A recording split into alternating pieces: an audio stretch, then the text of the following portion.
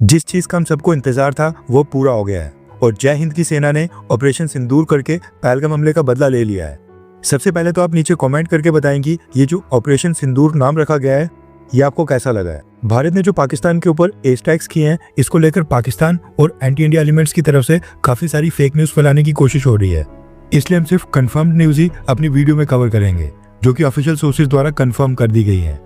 कई सारे देशों की तरफ से भारत के एयर स्ट्राइक्स के ऊपर रिएक्शन आना भी स्टार्ट हो गया है, हम वो भी इस वीडियो में कवर करने वाले हैं। सबसे पहले तो आपको बता दूं कि पाकिस्तान ने जो चाइना से एयर डिफेंस सिस्टम परचेज किए थे वो सारे एक बार फिर से फेल साबित हो गए हैं। साल 2019 की बालाकोट एयर स्ट्राइक्स के बाद चाइना ने पाकिस्तान को अपने सबसे एडवांस्ड और lethal missile defence system supply किए थे, लेकिन पिछले कल ये एक बार फिर से फेल साबित हो गए हैं। और ये बस पाकिस्तान के डिफेंस की हार नहीं है बल्कि चाइना के लिए भी लाउड एंड क्लियर मैसेज है कि भारत के पास चाइना के एयर डिफेंस सिस्टम को पेनिट्रेट करने की क्षमता पहले से मौजूद है और समय आने पर भारत इसी तरह से चाइना की सीमा के अंदर घुसकर भी कार्रवाई कर सकता है। वैसे तो ब्रह्मोस मिसाइल जब मिसफायर हुई थी तभी हमें पता चल गया था कि पाकिस्तान का एयर डिफेंस सिस्टम किसी काम का नहीं है, लेकिन आज ये चीज पूर्ण रूप से साबित भी हो गई है। इसके साथ ही नोट करने वाली बात है कि ऑपरेशन सिंदूर के तहत जो भारत ने एयर स्ट्राइक्स किए हैं इसको लेकर भारत की सरकार और भारत की सेना ने इन एयर स्ट्राइक्स के बारे में जो प्रेस रिलीज जारी की है उसमें भारत ने कहा है कि हमने पाकिस्तान के अंदर 9 लोकेशंस के ऊपर एयर स्ट्राइक्स किए हैं और ये सारे के सारे आतंकी संगठन थे जिनका लिंक आतंकी गतिविधियों के साथ था। जबकि पाकिस्तान की सरकार ने जो प्रेस रिलीज जारी की है उसमें पाकिस्तान ने कहा है कि भारत ने टोटल 6 लोकेशंस के ऊपर हमला किया है और ये 6 के 6 सिविलियन लोकेशंस थे। इसके साथ ही एक और अपडेट ये भी आ रही है कि ये जो 9 लोकेशंस हैं जहां पर भारत ने मिसाइल हमले किए हैं इनमें से 5 लोकेशंस पाकिस्तान ऑक्युपाइड कश्मीर यानी पीओके में थी और 4 लोकेशंस पाकिस्तान की पंजाब प्रोविंस के अंदर थी। और भारत के इस हमले के बाद पाकिस्तान ऑक्युपाइड कश्मीर के साथ साथ पाकिस्तान की पंजाब स्टेट में भी इमरजेंसी घोषित कर दी गई है। इसके साथ ही इस हमले के बारे में कहा जा रहा है कि इसमें इंडियन आर्मी, इंडियन एयरफोर्स और इंडियन नेवी तीनों ही भारतीय सेनाओं ने आपस में कोऑर्डिनेट किया था, जिसमें air to surface missiles, surface to surface missiles and इसके साथ साथ भारत ने लॉइटरिंग म्यूनिशंस का भी इस्तेमाल किया जो कि इंडियन नेवी की तरफ से लॉन्च किए गए थे। यानी कि तीनों सेनाओं का इस्तेमाल किया गया, जिसके चलते पाकिस्तान कंफ्यूज हो गया कि पाकिस्तान को किस फ्रंट के ऊपर रिटेलिएट करना है और किसके ऊपर नहीं। ये वीडियो मैं रात के 4 बजे के आसपास रिकॉर्ड कर रहा हूँ और इस समय जैसे ये न्यूज आई थी कि भारत ने पाकिस्तान के अंदर 9 लोकेशंस के ऊपर एयर स्ट्राइक्स किए हैं, उसके बाद भारत का पहला कांटेक्ट हुआ है अमेरिका के साथ। भारत के national security adviser Ajit Doval sir ने रात के 2-3 बजे ही अमेरिका के NSA एंड अमेरिका के फॉरेन मिनिस्टर मार्को रूबियो के साथ फोन कॉल के ऊपर बात की है। इसके साथ ही रात के 3 बजे के करीब पाकिस्तान की सरकार का जो पहला पॉइंट ऑफ कॉन्टैक्ट था वो था टर्की। न्यूज निकल कर आ रही है कि रात को 3 बजे के करीब टर्की के विदेश मंत्री ने पाकिस्तान के विदेश मंत्री इशाक डार को कॉल करके बात की है। अब देखा जाए तो इस समय टर्की का नेवल वॉरशिप पाकिस्तान में ही है। ऑब्वियस है कि टर्की को भी अपने नेवल ट्रूप्स की चिंता होगी, कहीं वो खामखा इस लड़ाई में शिकार न हो जाए, इसलिए पाकिस्तान को टर्की के विदेश मंत्री की तरफ से सबसे पहली फोन कॉल आई होगी।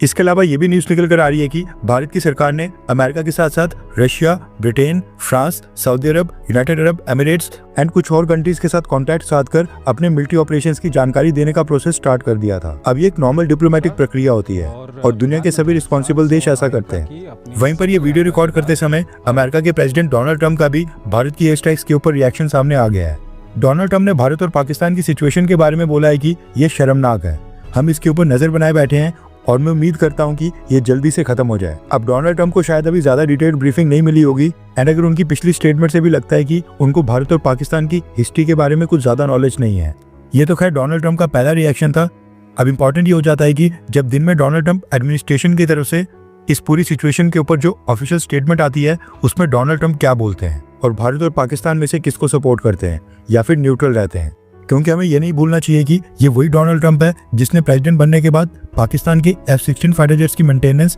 और अपग्रेडेशन के लिए $400 मिलियन का पैकेज पास कर दिया था। इसलिए डोनाल्ड ट्रंप किसी भी साइड फिरकी मार सकता है। इस बीच यूनाइटेड नेशंस के चीफ एंटोनियो गुटेरेस की तरफ से भी एक स्टेटमेंट सामने आई है और उन्होंने भारत और पाकिस्तान दोनों देशों से कहा है कि दोनों देश सैन्य कार्रवाई को रोकें और शांति बनाए रखने की कोशिश करें। रात के 12 बजे के करीब ही भारत सरकार ने श्रीनगर इंटरनेशनल एयरपोर्ट को सिविलियन ऑपरेशंस और सिविलियन फ्लाइट्स के लिए अगले नोटिस तक बंद करने के आदेश दे दिए थे एंड अब इसको इंडियन एयरफोर्स टेक ओवर करने के बाद इस्तेमाल कर रही है। अगले नोटिस तक श्रीनगर एयरपोर्ट पूरी तरह से इंडियन एयरफोर्स और भारतीय सेना के कंट्रोल में रहेगा। नॉर्थ इंडिया में जम्मू कश्मीर के साथ साथ और कई सारी स्टेट्स के एयरपोर्ट्स में सिविलियन फ्लाइट्स फिलहाल रोक दी गई हैं और न सिर्फ भारत अपने एयरपोर्ट क्लोज कर रहा है बल्कि पाकिस्तान ने भी अपनी पूरे की पूरी एयर स्पेस 48 घंटों के लिए सिविलियन फ्लाइट्स के लिए बंद कर दी है और भारत के ऊपर रिटेलिएटरी स्ट्राइक्स करने की धमकी दी है। रात के 3 बजे के करीब पाकिस्तान के सारे न्यूज चैनल्स और पाकिस्तान के बड़े बड़े जर्नलिस्ट ये दावा करने लगे थे कि पाकिस्तान एयरफोर्स ने भारत के 2 राफेल फाइटर जेट्स को डाउन कर दिया है एंड ये उसकी पिक्चर शेयर की जा रही थी। हामिद मीर जैसे पाकिस्तान के सबसे बड़े और एक्सपीरियंस जर्नलिस्ट ने भी ये पिक्चर्स पोस्ट करते हुए भारत के 2 फाइटर जेट्स मार गिराने का दावा किया था। लेकिन भारत के लोगों ने ट्विटर के ऊपर इस पिक्चर का तुरंत ही फैक्ट चेक किया और बताया कि ये पिक्चर साल 2021 की है एंड पिक्चर में जो ये फाइटर जेट है ये इंडियन एयरफोर्स का MiG-21 फाइटर जेट है जो पंजाब के मोगा के पास क्रैश हुआ था। यानी कि पाकिस्तान के ऑफिशियल न्यूज चैनल्स और इतने बड़े बड़े जर्नलिस्ट धड़ल्ले से फेक न्यूज फैला रहे हैं और पाकिस्तान की जनता खुश हो रही है कि पाकिस्तान एयरफोर्स ने इंडियन एयरफोर्स के राफेल फाइटर जेट्स को गिरा दिया है। अब आज दिन में क्या होता है वो तो खैर पता नहीं, लेकिन अगर हम पाकिस्तान के पास्ट रिकॉर्ड को देखें तो हो सकता है कि पाकिस्तान की सरकार अंतर्राष्ट्रीय न्यूज चैनल्स और जर्नलिस्ट की एक टीम बनाए एंड इन सबको उन सभी लोकेशंस के ऊपर लेकर जाए जहां पर भारत ने एयर स्ट्राइक्स किए हैं और मिसाइल से हमले किए हैं। इसके साथ ही ये भी पॉसिबिलिटी है कि जो लोग इस हमले में घायल हुए हैं पाकिस्तान की सरकार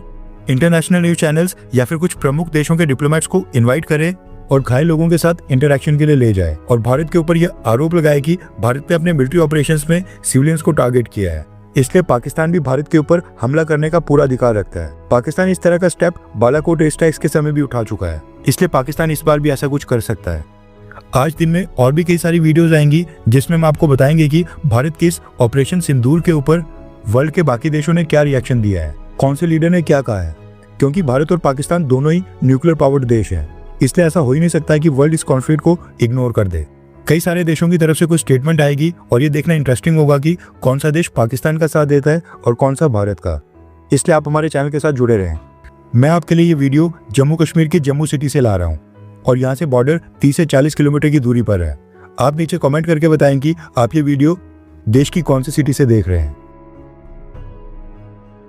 हर 24 घंटे के अंदर जियोपॉलिटिक्स में बड़े फेरबदलाव और उलटफेर हो रहे हैं और भारत के लिए नए चैलेंजेस आ रहे हैं। कोई देश अपने फैसले से पलट रहा है तो कोई देश ब्लैकमेलिंग के ऊपर उतर आया है। सभी देश एक दूसरे को नीचे लगाने की कोशिश कर रहे हैं। इन सब के बीच हमारा भारत किसी भी देश से पीछे न रह जाए, इसके लिए मोदी सरकार लगातार कोशिशें कर रही है एंड भारत की foreign policy, defence news, economy और ग्लोबल अफेयर्स का सही एनालिसिस हमारे चैनल इंडियन अफेयर्स का मिशन है और ये मिशन आपके सपोर्ट के बिना अधूरा है। इंडियन अफेयर्स हिंदी के ऊपर हम सभी फैक्ट्स और डेटा बिल्कुल सरल भाषा में एनालाइज करते हैं बिना किसी एजेंडा के। अगर आप चाहते हैं कि इंडियन अफेयर्स का सही और ऑथेंटिक एनालिसिस आप तक लगातार पहुंचे तो इस वीडियो को लाइक करें और हमारे चैनल इंडियन अफेयर्स को सब्सक्राइब करके बेल नोटिफिकेशन ऑन करना मत भूलिए। आपका एक लाइक हमारे चैनल को ग्रो करने में काफी मदद करेगा और एक सब्सक्राइब ये सुनिश्चित करेगा कि आप किसी भी इंपॉर्टेंट अपडेट को मिस ना करें। अगर आपने हमारे चैनल को पहले से सब्सक्राइब किया है तो दिल से धन्यवाद। जय हिंद, वंदे मातरम।